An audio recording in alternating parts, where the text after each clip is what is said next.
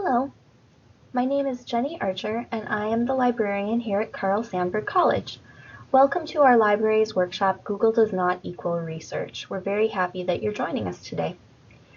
So today we'll cover a few things in our workshop. So we'll talk about the research process, what types of sources are available to you as students, and how to go about evaluating those sources. So before we get started, I'd like you to think for a few minutes about your research process. So which of the following statements do you think best describes you?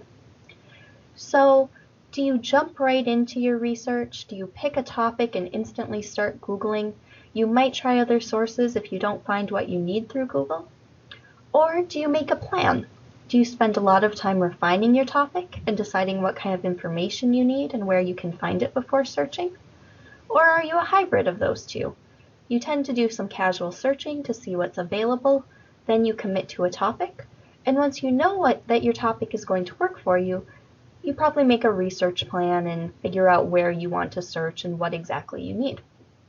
Or are you a procrastinator? You pick a topic, you do your research at the last minute, and frantic definitely best describes your research process. You use anything that's fast or easy.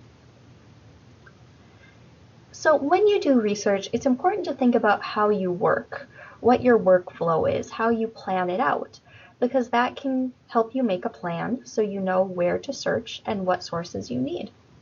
But before we get too far, let's talk about this Google does not equal research thing. So I think this is a point that really frustrates a lot of students. You know, they've used Google before in the past, it's worked for them. I think everybody, teachers and students alike, use Google all the time in our daily lives. So why can't you use Google for your assignments? Or why is it okay sometimes but not others? It gets confusing. So one thing to think about when you're doing your assignments for college is that when you're doing assignments for college, your teachers are trying to prepare you for your professional life after college. So they're teaching you to use the types of sources that your boss, or your clients, or whoever you're working with in the workforce will value and appreciate. They want you to go out there prepared, so when somebody asks you for information or asks you to do research, you use the types of sources that are appropriate for whatever type of field you're going into. So for more information on this, feel free to watch La Trobe University Library's video called Why Can't I Just Google? I have the link here on the screen if you're interested in finding that. And it gives you a really short overview of why you just can't Google and some of the benefits of using other types of sources. But in the meantime, let's go on. So another question I have for you is how often do you tend to carefully read your instructor's assignment sheets or ask them questions about the type of research that they expect you to do when you do research? What kind of sources are okay and what kind of sources aren't? Regardless of what method you use when you do research, taking the time to really closely read your assignment sheets or talk to your teachers about the type of resources they expect can save you a lot of time and really help you with your planning so you know where to go to find those sources. So some assignments will really break it down for you. Teachers will tell you exactly what they want in the assignment sheet. They'll tell you, I want a scholarly source or I don't want a scholarly source. Other times they won't, so you'll have to kind of read between the lines or ask some very direct questions. So a few things to pay attention to when you're looking at an assignment sheet or when you're talking to your teacher about what type of research to conduct. Think about these questions. So what's the purpose of the assignment? Are you doing this assignment in order to inform someone, to argue something, to analyze something? Those types of research really require different types of assignments. So knowing those things can help you determine what types of sources to use. Also think about who your audience is. So are you writing to like a hypothetical audience, like the general public? Are you writing to your instructor? Are you writing to an expert in the field? Are you writing or sharing your work with your classmates? Who your audience is will very much determine what kinds of sources you're using. So if you're writing for a general audience, using a credible but popular source might be a good option. Those are types of sources that are written with the general public in mind, and it'll be easier to share some of that information because it won't use as much technical vocabulary, it might not go into as much depth. It'll just be easier for you to understand and in turn share with your audience. However, if you're writing to your teacher or to an expert in the field, they will likely know quite a bit about the topic that you're writing about, and you'll have to provide them with more information than just a general overview of something. So having a source that uses more technical vocabulary, that goes into more depth, will obviously help them understand things on a higher level more because they already have this basic knowledge, and you can add more to the conversation by using more in-depth sources. Also think about how formal your assignment is. Does your assignment require a thesis statement, a works cited page, course-specific language, anything like that? If the answer is yes, you'll likely need to use scholarly sources. So I've been using a few terms here as we've discussed this. I've mentioned credible sources and scholarly sources. So let's take a minute and really define those terms so we're all on the same page, because sometimes people will use these terms differently. So first of all sources that you cite, no matter what, should be credible. So a credible source is something that you can trust. The information is accurate. The author who writes it is somebody whose knowledge about the topic that they're writing about. It's probably published somewhere that's credible, whether it's in a book or a magazine or a newspaper or a website. It's a source that you can trust, that you can count on sharing without, being embarrassed because it's overly biased or, by some 5th grade student writing a blog. You don't want to use those types of things. But as long as it's credible, it's okay to use. For sources that only care about whether a source is credible or not.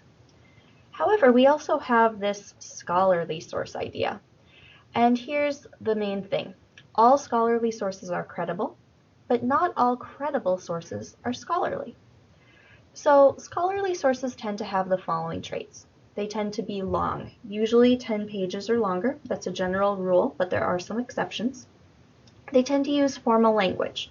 So the sentences tend to be longer. They don't have contractions like aren't or can't. Everything's formally written out. They might use bigger words or more technical vocabulary. They tend to cite sources in text and in a works cited page or maybe footnotes or endnotes. They usually present an argument or a thesis statement. So they have some kind of argument or main point that they're trying to get across, not just a general overview of a topic. And lastly, they may or may not be peer-reviewed. And by peer-reviewed, I mean scholars in the field will look over each other's work. They'll give each other feedback on that, much like what you might do in an English class when you peer review each other's papers, and they'll give each other feedback on what they can do to make their work better, or point out areas that they need to work on and improve before it gets published. I should also mention that scholarly articles are often written for other experts or other scholars in the field, so they're really writing to a group of people who knows quite a bit about what's being discussed already. So they really aren't writing this at a basic level. They're writing it, for people who already know kind of the general information or the basics. So that's why they can get by with being longer and more formal or complex language. So these are a few things to keep in mind. So sometimes, depending on your topic and audience, credible will be appropriate. Other times, scholarly will need to be appropriate. So let's look at another question and just think about this for a minute. So what types of sources do you tend to use for your research? Do you tend to use websites the most often? Do you like to use books? Do you like to use periodicals, which is a fancy word for newspapers, magazines, and journals? Or do you use databases, which are basically online versions of periodicals that have been organized to be easy for you to find online? Or do you use a combination of these things, like 2 or more of the above?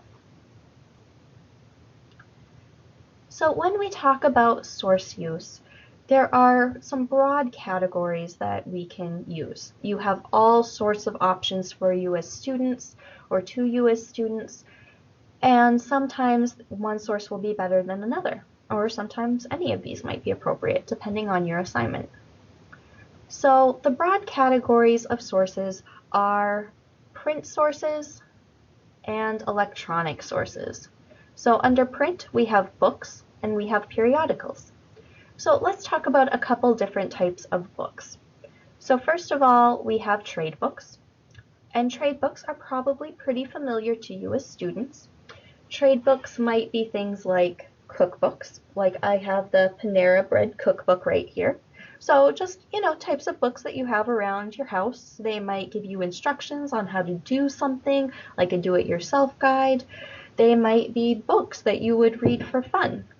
I pulled one in here, Jane Austen, Pride and Prejudice. There's lots of other books, popular books, classic literature books that you could use.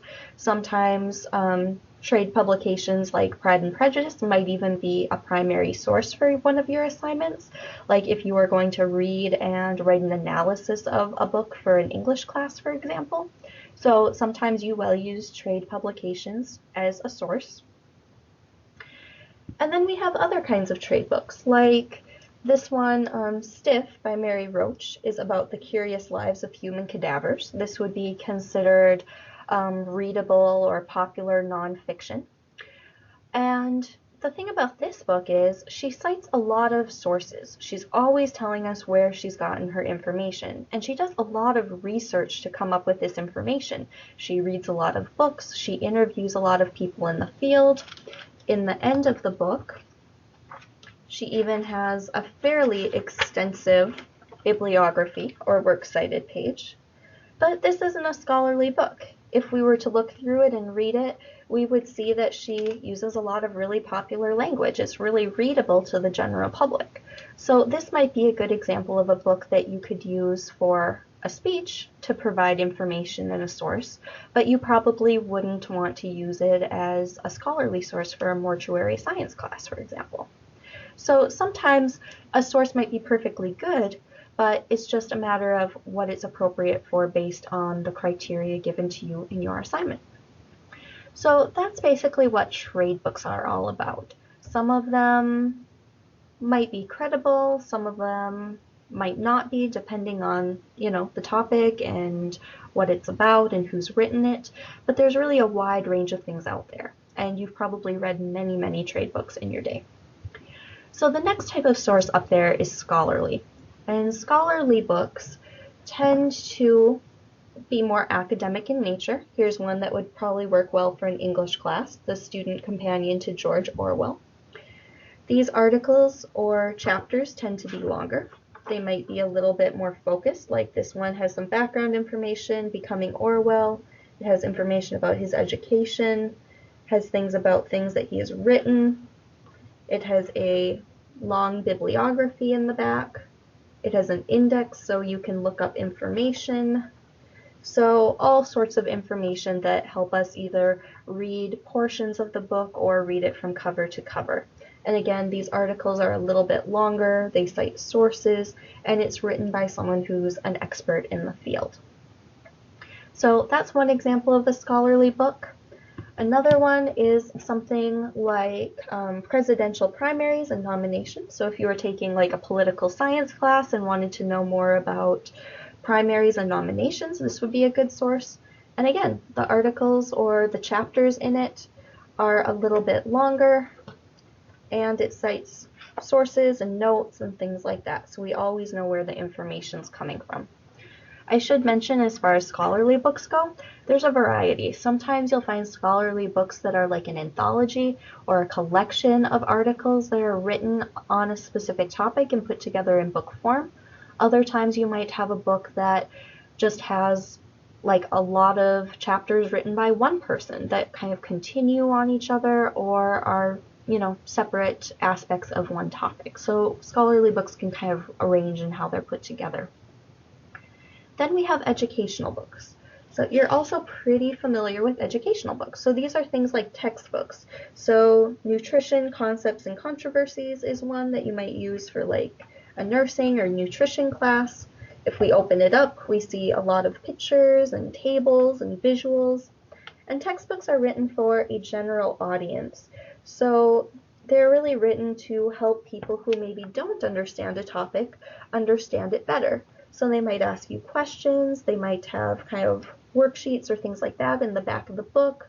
It's really just kind of a general overview of something to help someone who doesn't know something understand it better. Another example might be something like this Critical Strategies for Academic Thinking and Writing book. Same idea, not quite as many glossy, pretty pictures, but it does break down, things like critical thinking and how to use sources or how to read closely, stuff like that. So all different examples of educational books. And then finally, the last category of book is a reference book. Now, you're probably familiar with reference books like dictionaries, encyclopedias, atlases, and those can be really good starting points, but typically those aren't the types of sources that your teachers want you to cite in your paper. So sometimes that's just because the information they include is too general. It's just an overview, kind of like the textbooks that we just looked at. And again, based on your assignment, textbooks may or may not be okay to use, so you'll need to look at your assignment sheet or ask your teacher to find out that information. However, while we have really general reference books like encyclopedias, dictionaries, atlases, things like that that are really good starting points, but not necessarily always the best sources to cite, we also have a lot of specialized reference books, and they oftentimes are a good source to cite. So one that I talk to Comp 2 and literature classes about a lot is Contemporary Literary Criticism. This is a book that, if we open it up, has like pages and pages of full text articles that are written to cite or to criticize literature and to really give some analysis and insight into it for students. It's all gathered in one place, and that really makes it a really useful source for students, especially if they're, analyzing something like Their Eyes Were Watching God, which is the page that I have open now, or any other novel or short story or anything like that. It's a great source.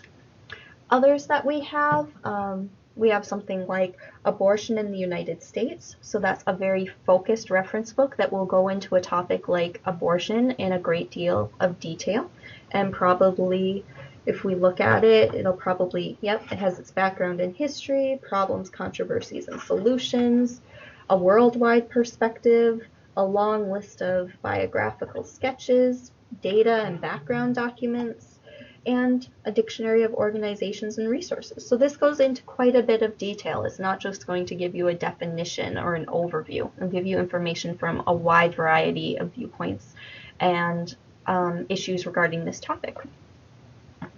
The same thing with sources like the Encyclopedia of White-Collared Corporate Crime. One of the great things about reference books is they'll often go into a lot of detail, and they'll be very, very specific. So we might not have, a reference book on every single topic that you're interested in, but for what we do have, it'll often be really useful for you if that's an appropriate source for your assignment. So that's basically the general types of books: trade, scholarly, educational, and reference. And then we have periodicals. And periodicals are a fancy way of saying newspapers, magazines, and journals. So you're all probably pretty familiar with newspapers.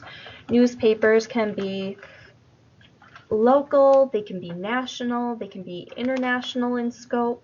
They might focus on a specific topic, like the Wall Street Journal focuses a little bit more on finance. So for example, we have the RegisterMail. So that focuses very much on things happening around Galesburg.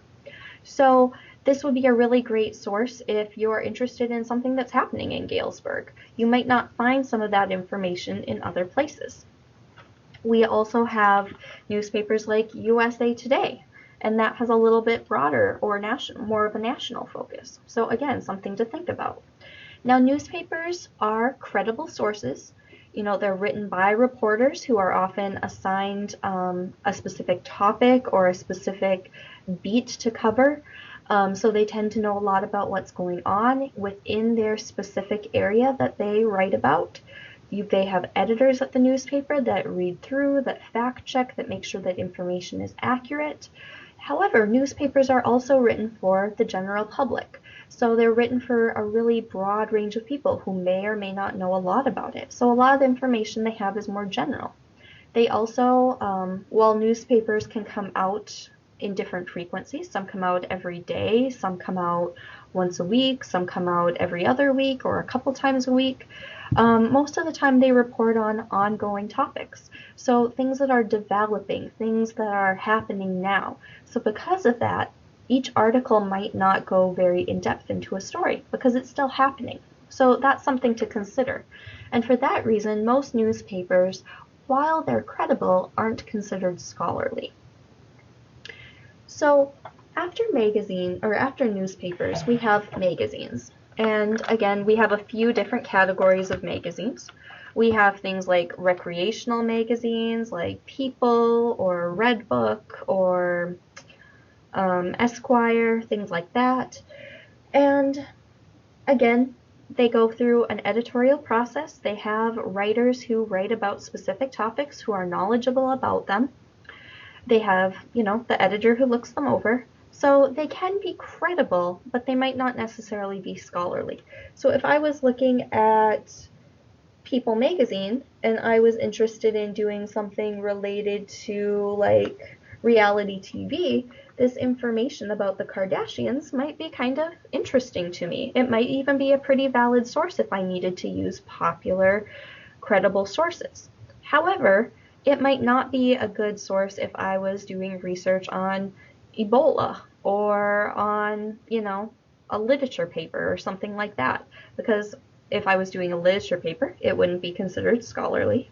And if I was doing Ebola, that's not really people's focus. They're not really focusing on medicine or politics or anything like that too much. It's more the entertainment world. So if we flip through a popular magazine, the articles are usually fairly short. We have a lot of pictures. There might be a lot of advertisements. So really a variety of layouts here. And again, it's written for the general reader. So the language is pretty simple, easy to understand. Other examples of popular magazines might be something like Time. It might be a little bit more political or focused on nationwide news, not just, entertainment news, but again, some of the same attributes as People. So really think about how appropriate magazines are to your topic, as well as whether or not your source needs to be credible or scholarly. So those are popular magazines. We also have other magazines that are considered trade publications. Trade publications really focus on reaching people who are working in a specific profession. So one of my favorites to show classes is the police chief. So the police chief really focuses on issues that will be of interest to police chiefs or to people who work in law enforcement. So if we look through it, it looks very similar to a popular magazine, something like People or Time. The articles are short. They have pictures. They have some advertisements related to the field. They might have some kind of technical or, professional language in them. But usually this is more related to just day-to-day kinds of activities or advice for people working in the field. It usually doesn't end up being, as technical or as theoretical as like an academic journal would be. Another example of a magazine that would be a trade publication would be something like Pediatric Nursing. So that would be of interest to nurses who are specifically interested in pediatrics. And that one looks very similar to Police Chief when we flip through it. Then the third kind of periodical that we have is an academic journal. Sometimes these are called academic journals, sometimes they're called scholarly journals, sometimes if the authors submitting information to them go through a peer-reviewed process, they might be called peer-reviewed journals.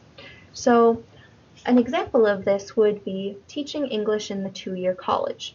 So if I flip through this, I know you won't get a super close look, but you can see that we don't have pictures here. It's a lot of black text on a white page. Articles tend to be longer. They might use charts or graphs to explain things. There are long works cited pages explaining the sources that they cited. They'll cite information in the text. There are virtually no ads, and if there are, they are very, very specific to the publication, like they might be about upcoming conferences or things like that. So these are the types of sources that you want to look for if your teacher specifically asks for something that's scholarly or peer-reviewed, or if you need to write something that's more formal that includes like a thesis statement or an argument or formal cited sources. So really the reason for this is going to go into a lot more depth. If you're looking for something like for a literary analysis, you know, People magazine, even if it had something relevant to your topic, isn't going to go into enough detail to really give you the substantive information that you need. So now that we've talked about print sources, the next type of source is electronic sources, and that can be broken down into databases and the internet. So databases are basically periodicals like newspapers, magazines, whether popular or trade magazines, and journals that have been digitized and organized so they're searchable and accessible online. So let's take a look here at our next slide. So this is a page of the Find Articles list that you can get to from the library's website at sandberg.edu/library, and then you click on Find Articles and you get to this page. And this is a list of the databases that our library subscribes to. So we have several different types of databases. We have things like EBSCO Academic Search Premier and ProQuest Research Library and eLibrary that are general multi-subject databases. They will help you regardless of what your topic is or what class you're doing research for. They have information about math and science and history and philosophy and psychology and English. Anything that you really need, they will have something about. But then we have other databases, and those are subject-specific databases. And they focus on a specific subject area or maybe a specific type of information. So we have Gale Index and Literature Criticism Online and Literature Online that focus on English or literature. We have Green R that focuses on environmentalism. We have Grove Art Online that focuses on art. LexisNexis focuses on law and business. Medline Plus focuses on health and medicine. We have Opposing Viewpoints that focuses on like issues that are social issues or things currently being debated in the news. Psych Articles focuses on psychology. And then we have a few other things that like Black Thought and Culture or Women in Social Movements that focuses on like a specific group like African Americans or women, for example. So in almost all of these databases, they will give you an option to limit your results to scholarly or peer-reviewed journals. So if you decide that you need to search for something that's scholarly, it helps you to click on that box because that will take away any newspaper results, any magazine or trade publication results. If you realize, oh, I do need to have newspapers or I do need to access magazines, just don't check that box, and then all of those resources will be available to you. So that's basically what's available in databases. It's basically an online version of things that have been printed other places, like newspapers, magazines, and academic journals. So that brings us to our next online or electronic source, and that's internet sources. And internet sources can really vary in what they offer and the quality that's available. So there's a lot of things on the internet that are very, very good that you can access through Google or other search engines, and there's a lot of information on there that isn't particularly good and won't help you. So you have to be really careful, and you have to spend a lot more time evaluating it to determine whether things on the internet are in fact credible or not. Whereas when you look at sources like books and periodicals and databases, the fact that they've been published by professionals and gone through that process helps take some of that burden off of you. So if I click over here, I'll show you a couple types of internet sources that would be very usable for many of your assignments. So this first one is Medline Plus, and that's a government website. So the government has a lot of really great information online, and sometimes the internet is the only place where you can find this information. So Medline Plus, for example, focuses on health and medicine. It's a service of the U.S. National Library of Medicine and the National Institutes of Health. So very credible information that you can trust. Some of it will be scholarly, some of it won't, but it's a good starting point, especially if you're doing assignments related to health or nursing or something like that. Then we have congress.gov. That's another government website. So this is a good source for you to use if you're doing something related to law or maybe political science and you need to find out more about what's happening in the US House or the US Senate. So this will definitely give you very up-to-date information about where in the process of bill is or what's going on in either of those two places. Then we have educational websites, and my example for an educational website comes from the Purdue OWL, or Online Writing Lab. This is a source that a lot of students find really helpful when they're trying to learn how to cite sources. They have a lot of information about ALA and MLA and APA format, so a lot of really good information is available on EDU sites. Another really great use of the internet is to find out about specific companies. Sometimes by going to a company's website, you'll find information that really isn't available anywhere else. So for example, we can go to John Deere's website. We can find information about the history of their company. We might be able to find like a mission statement on their About Us page. It'll give us information about their investors and their investor relationships, and a bunch of other information about their company that you just might not find in other places. And it's coming straight from the company itself. So for the most part, it's going to be pretty credible, or at least hopefully accurate.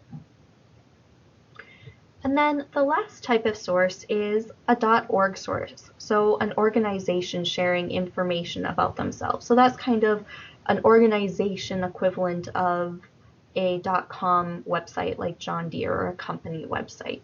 So this .org site is thekingcenter.org. It focuses on Martin Luther King Jr. and this particular page focuses on his wife, Coretta Scott King. It gives a lot of information about the King Center, their foundation, and just about their lives in general and the legacy that they left in the world after they died. So there's a lot of things that are very useful on the internet that can be considered good, credible sources. However, it's a little bit more difficult to find scholarly sources on the internet. You can use things like Google Scholar to help you out, but the downside with Google Scholar is a lot of times it's going to ask you to pay for that information in order to access it. And so you don't have to pay for it. One way around that is to go and look it up on the library's databases, but then you have another step. So if you're looking for a scholarly source or an academic article, instead of finding something on Google Scholar and then going, oh, I don't want to pay for this, I better check in the library, sometimes it helps just to start in the library and save yourself that time and effort. All right. So those are the types of sources that are available to you. So when you're looking at sources, regardless of whether it's a book or a periodical or a database or a website, you do need to evaluate it. So look at who the author or publisher is. Are they credible? You know, do they have expertise in the field that says they know what they're talking about, that they can write this piece? What's the purpose and content or context of the article? So why is it being written? What are they trying to share? You know, what information are they trying to put out there? Are they trying to inform? Are they trying to persuade? You know, what are they doing? Then think of objectivity, point of view, and bias. So is there a specific point of view that the author is trying to put forward? Do they want you to think one thing or another? Are they presenting fairly balanced ideas? Are they presenting any counter arguments fairly, or are they being, you know, very slanted in the way that they write about a topic? And then also think about timeliness and suitability. So how appropriate is this source to your assignment?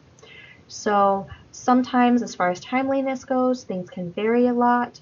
If you're writing about, something like literature or history or philosophy, things as far as time might not matter very much. You can go back and cite things that are very, very old. However, if you're writing about medicine or some aspects of science or technology, you might have to use much more current sources in order for them to be considered relevant and timely. And then also think about suitability. So who are they writing for? Is their audience, going to be, and their ability to write to that audience going to be appropriate for what information you need and who you're trying to convey that information to? So that brings me to my next point. So evaluating sources is a two-part process. So first of all, when you evaluate sources, you need to determine whether or not the source is credible. So looking at those points that I had on the last slide. But the next point that you need to think about beyond that is whether the source is popular or credible, just credible, or whether it's scholarly. So if you're doing something for a class, and it doesn't have to be academic, scholarly or popular sources like a newspaper article or a magazine article might be fine. But if you're doing something very formal or thesis driven, or in a field that really values academic scholarly research, a popular source might not be good enough. You might need to go and make sure that you find a scholarly source. And in that case, using a book or using a database is probably going to be your best starting point. So let's do some practice before I let you go, just to see how well you're understanding this. So I found 3 examples of common assignments that teachers offer here at Sandburg, or ask students to do here at Sandburg. What I'd like you to do is read over the example of an assignment sheet and figure out whether you think that source, the sources that you would use for that assignment should be scholarly or should be credible or popular. So let's take a look at this first example. So pick one of the artists mentioned in our textbooks to research. You will use research to create an annotated bibliography and later a research paper focusing on the artist's style and/or criticism of the artist's work. You should cite a minimum of 8 books, periodicals, or journals. Use library databases to find academic quality sources. Do not use your textbook or Wikipedia as a source.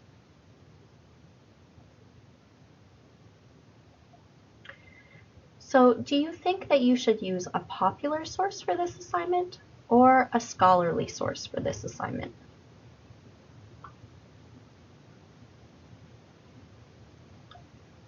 Okay, so the best type of source for this assignment is going to be scholarly. So in the assignment sheet, the teacher mentioned that scholarly sources were best, so it's best to take your teacher's advice and use a scholarly source. So my next question is, what types of sources do you think would be best for this assignment? Which ones do you think would be considered scholarly?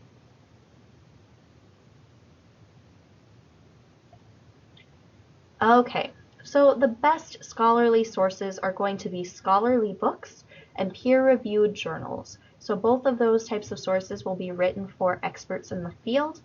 They will use more specific language, and they'll go into a little bit more detail and be longer because they're written for experts.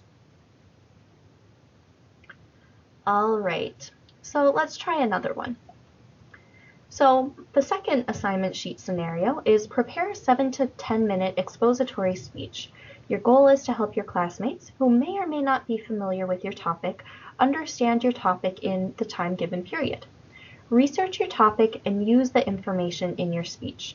You should incorporate statistics, quotations, illustrations, and examples from your sources into the body of your speech to support your main points. So, do you think you should use popular or scholarly sources for this assignment?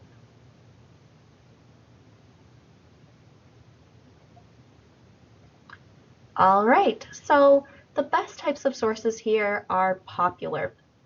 So usually when you're giving a speech, unless you're told otherwise, you're presenting it to a wide range of people, and those people may or may not know a lot about your topic.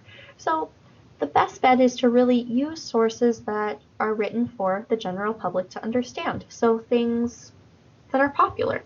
Sometimes you might find a scholarly source, but that ultimately puts a little bit more work on you as the presenter to kind of decode and break down that information so your audience can understand it. So let's talk about what kinds of sources would be best for this assignment. So which of these would be the best for popular sources for a speech? Would you use scholarly journals, newspaper articles, magazine articles, credible websites, or reference and credible trade books?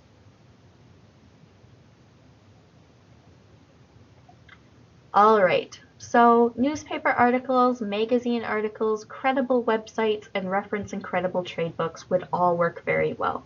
So they're written for the general public. They tend to be a little bit shorter. They tend to, express ideas in a way that people can understand them. So that will ultimately be the easiest for you while presenting a speech. Okay, let's do one more. And the third example is write a literary research paper that combines your opinions about a short story with others' expert opinions. You will find these expert opinions in scholarly journal articles, web pages, and books. As a literary researcher, you need to sift through the expert opinions you find and select at least 5 sources that resonate with you and best support your argument. All right, so do you think you should use popular or scholarly sources? And the best answer here is scholarly. So really when you're analyzing literature and writing literary research, your audience is going to be your teacher. And your teacher, in order to teach a college class, typically has to have a master's degree in that subject area. And so they're going to be an expert. They know a bit about it. They're teaching this material to you. So having a scholarly source that goes into a bit more detail is really going to be the best and provide you with the type of information that you need to really put forth your argument. So let's take a look and figure out what types of scholarly sources you would use. So what types of sources would be best? Should you use reference books, trade magazines, websites that summarize or include study guides for the short story, academic journals, or scholarly books?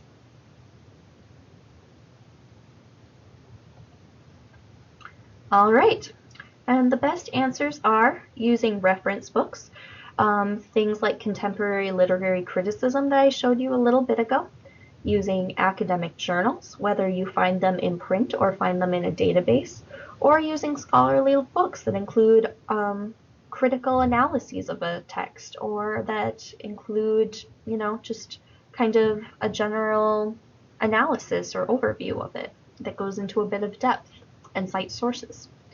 So one thing, especially for literary research, that often throws students off is there are a lot of really good credible websites out there that break down literature and that, explain things like setting and theme and character and all of those types of things. But when you look at it, those types of sources typically aren't explaining like a thesis statement. They're not really, written formally. They're written kind of for people who are learning about the material, trying to make sense of it. So those types of sources may be good for you to consult while you're trying to figure out your analysis or trying to better understand the story, but they're not the best to cite when you're writing to an expert or somebody who already knows a lot about the title and the story. So that is all I have for you today. I hope you enjoyed the presentation and learned a lot about using sources and asking questions and analyzing your assignment sheets to really figure out what your teachers are asking for. If you have any questions about this in the future or questions about what types of sources to use or how to find these types of sources, please contact us at the library or stop by. We are always very happy to help you. And thank you for watching our recording of Google Does Not Equal Research. Have a nice day.